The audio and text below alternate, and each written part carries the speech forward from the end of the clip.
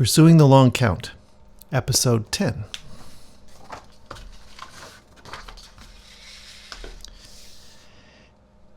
At the end of day 2 on the river, they pull their little canoe up to this dock area, and a villager there at the bottom of the waterfall says, "Hello, boatman. You got our sopadillas?"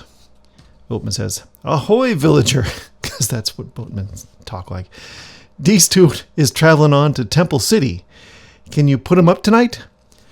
Villager's like, well, and Sakchen's just about to say something, but Boatman says, "Psst, hand that feller a packet of salt." And as Chalk does it, he says, "Here." "Oh, thank you kindly, shaman. I believe we do have a free hut." And inside the hut, it's nighttime. Obviously, it's dark in there. "It's good to lie down.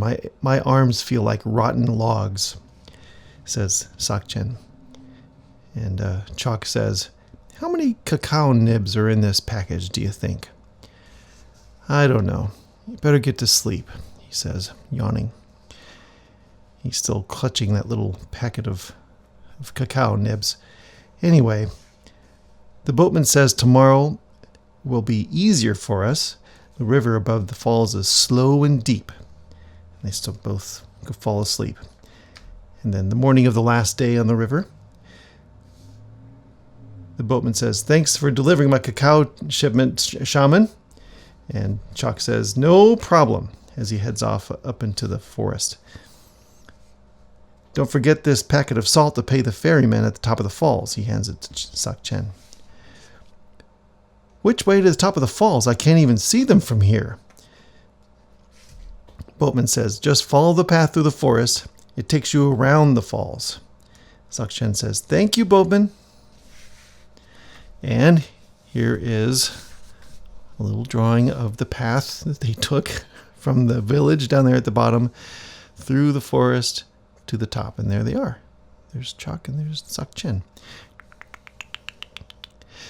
And so you see, it's not like a waterfall like Niagara Falls. It's more like just a series of a sloping series of rapids. And Sakchen says, I need a rest." And Chalk says, "But the boatman said it would only be a short walk."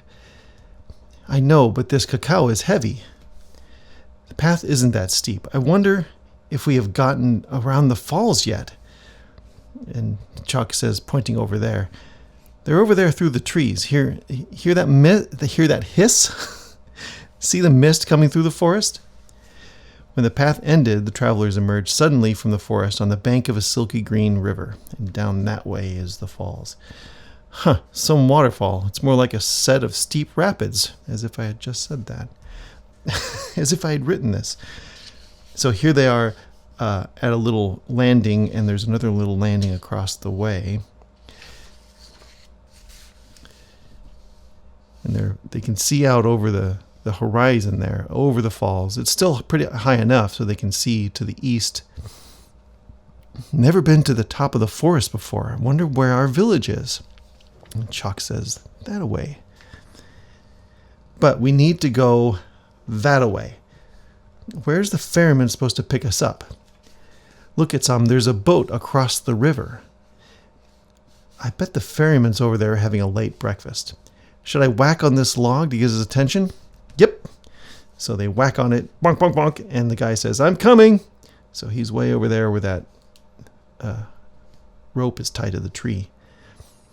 And he pulls himself across the river by the rope. So he gets over there. He says, "You two shamans?" "Yes," says Chalk. "Where's your fare?" Chalk says, "Here's some salt." "It's a deal. Both of you will help with the paddling, of course." And you can hear the hiss of the waterfalls as they travel back up the last leg of their journey to Temple City. So that's the end of this episode, this issue. But we have the section at the end, which I've included. It's a little longer in this one because I have a lot to say, lots of exposition and explanations.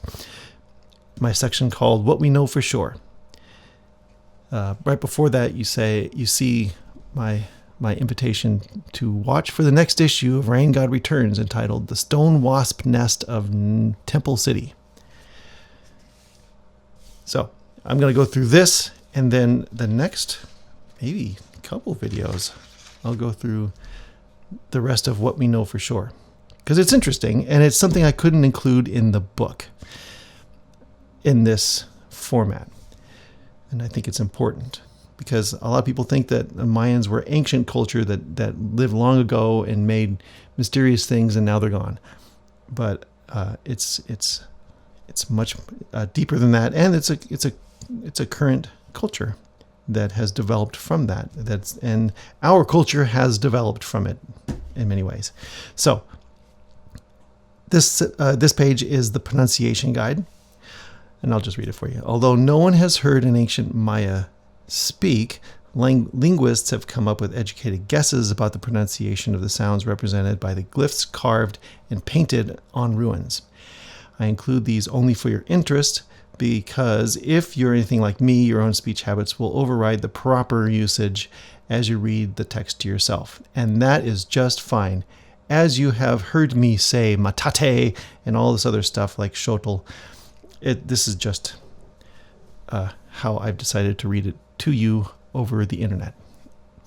And even this is a guess. So in general, the stress will be on the first syllable.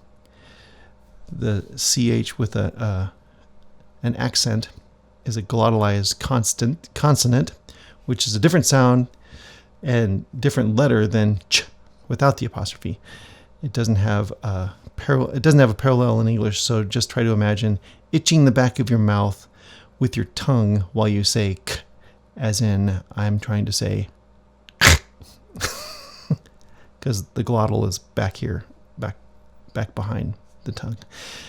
And Q is a post-velar K, pronounced deep in the throat, like